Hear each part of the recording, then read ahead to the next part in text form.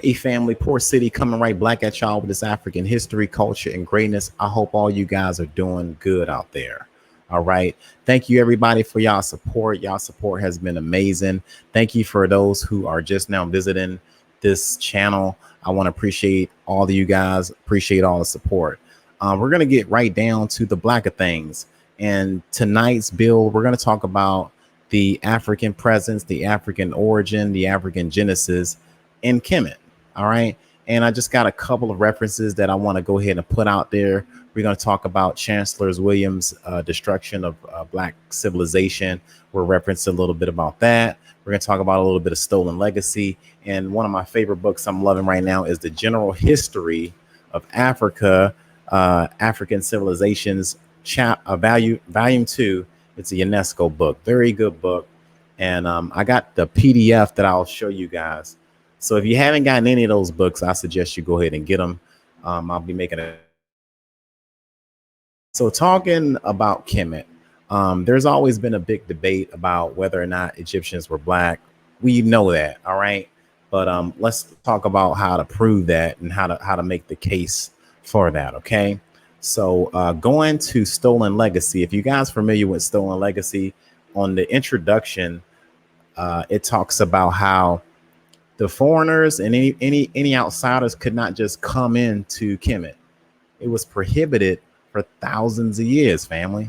So, wasn't nobody just going in there. It was a strong black civilization. Now, Chancellor Williams will tell you that in chapter 2 of The Destruction of Black Civilization.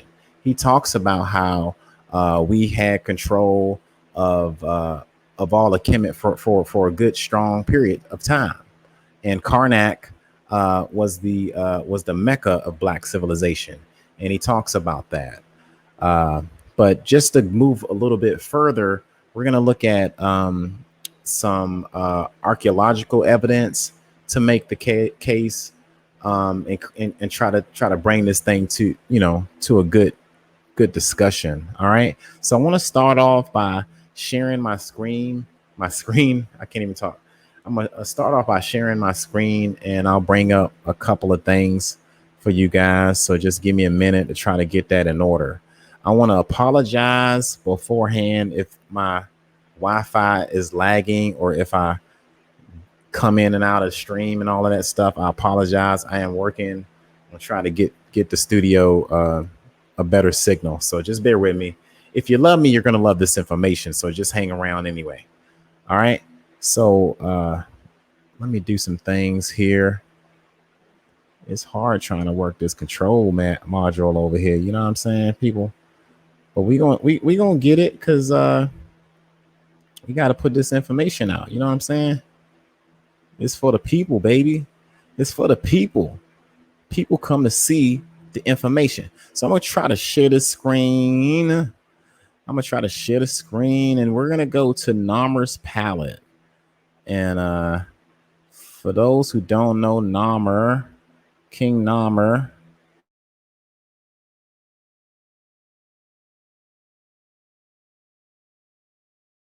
known as King Minas. He is rocking a white crown, family. That white crown is of Upper Egypt. Upper Egypt is in the south. Pose that you see, this is an infamous pose that you will see throughout Egypt. Him smiting the enemy right here. And these enemies straight up was from the north. Now, Chancellor Williams will tell you that. If you pick up the book and read it, you'll see that Chancellor Williams will address these enemies, these foreigners. He'll tell you that they were trying to come in and slowly take over Kemet. And you see here, this is that pose that, like, you can't come in and take over. That's what this pose is about right here. But just look at that crown that he's rocking. That's a southern crown. That means this brother came from the south.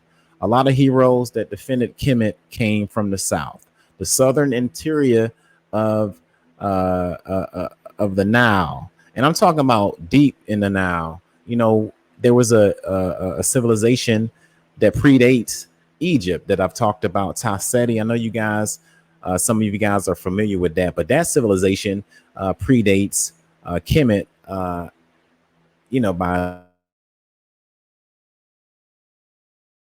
nevertheless, King Nomer, first dynasty, smiting his enemies from the north. So that's the first evidence that you see right here. And the second evidence I like to show you guys right here is this lovely paddle doll from the Middle Kingdom. All right. Look at this beautiful paddle doll. If you want to look at this thing, you can go ahead and go straight to New York and go to the Met Museum, and you can see this thing on display because it's such a beautiful thing to look at. All right. But reading what they say here, it says the so-called paddle doll consists of a flat piece of wooden depicting the torso, rudimentary arms, and neck of a woman with a thick stalk of hair made with beads strung on linen thread. The body is often painted with jewelry, textile patterns, and or tattoos. Contrary to the modern name, these dolls were not toys. The keyhole shape of the body is similar to the counterpoise of the Mayat necklace. I'm sorry, the Manet necklace that had made a sound intended to appease the god. No more, but just look at this thing and look at the beauty of this doll, and you'll be able to see these folks of Kemet made these dolls uh, uh, just like themselves. They made them in the image of themselves. You can see that right here. And any of the ladies, if you guys are listening, y'all can tell me what type of hair is that in the comment section. Y'all go ahead and let everybody know in the family what kind of hair is that. You don't even got it, you can see it. All right. So moving on, we're gonna go to some text that is in the General History of Africa, Volume 2, Ancient Civilization of Africa. All right. Now, this is some anthropology right here. These are studies of some skulls. This is like craniometrics. All right. So this is actual collection of the artifacts of bones and stuff, and they're doing craniometrics on them. All right. And it says Falkenberger reopened the anthropological study of the Egyptian population in the recent work in which he discusses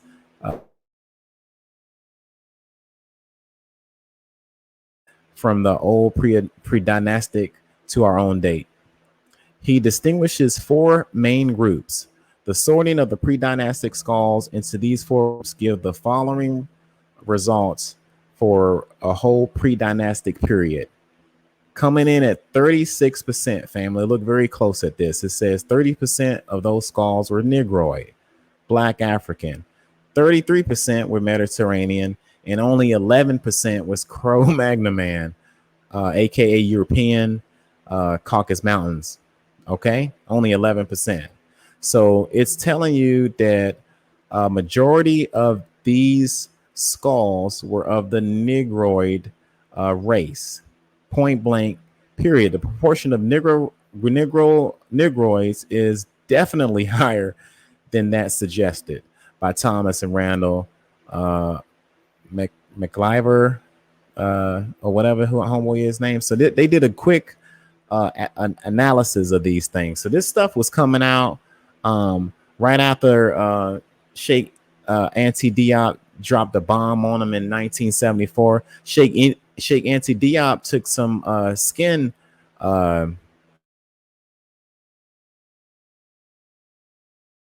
says it in his book. All right. And those samples were of Africans. All right, family. So it's clear, but sometimes you got to see it, just to make sure you guys to believe it, see it to believe it. It's one thing to just say, all right, we, it is what it is. We know they were black, but no, let's just prove it. Let's just do some scholarly research and try to really figure this thing out. Now, with that being said, 36% is a pretty, good number. Is majority higher than all of them. And it just goes to show that it was a predominantly black civilization. once upon a time. Now we're going to look at this other study, the study of Egyptian chronology from the prehistoric to Roman times. Now this was around 1927, so you had a little bit of racism. You had a lot of racism actually going on at that time. So they wanted to deny any type of African origin. But I mean, they come out with some good facts. On here, number 5, it is very generally supposed that the population of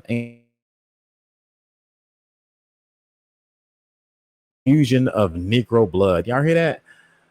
But in the series of which we have the mean measurements, it is not possible to detect the slightest effect of any such admixture that can have taken place after early pre-dynastic times. But then they go back and say on this bottom part here, but it is quite possible that a race we have called the pure Upper Egyptians had originally some Negroid elements.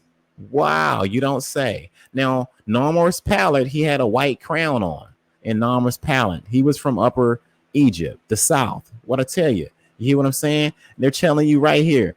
They don't want to really admit it, but they are admitting it. You know what I'm saying?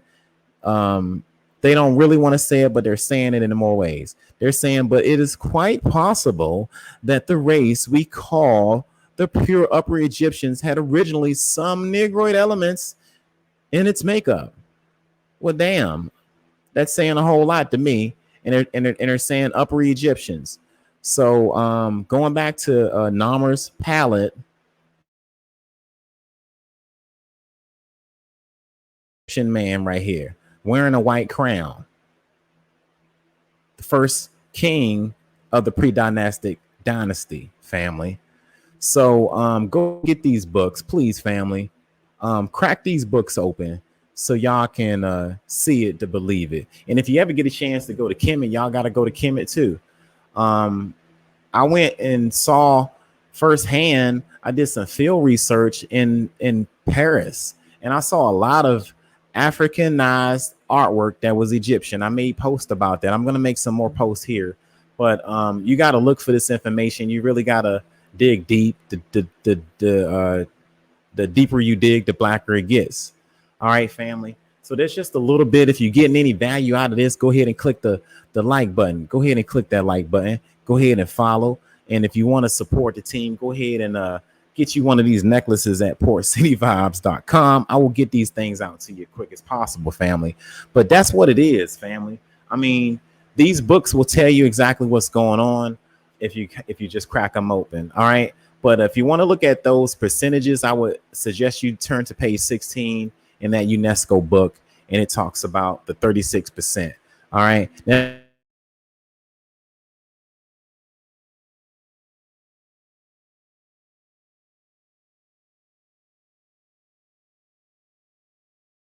6. All right. So family, I'm cutting in and out. That means I need to get up off this thing. So I hope I wasn't cut off the whole time. I hope you guys were able to absorb some value out of this. And I'm working on my signal. So hopefully I can get a better stream to you guys. All right, family. So I'm going to go ahead and get off of this thing while I got an opportunity. And if you guys have any more suggestions about what we should talk about next, go ahead and drop them in the comment section, family. Until then, we will come right back at y'all with some more African history, culture, and greatness. All right.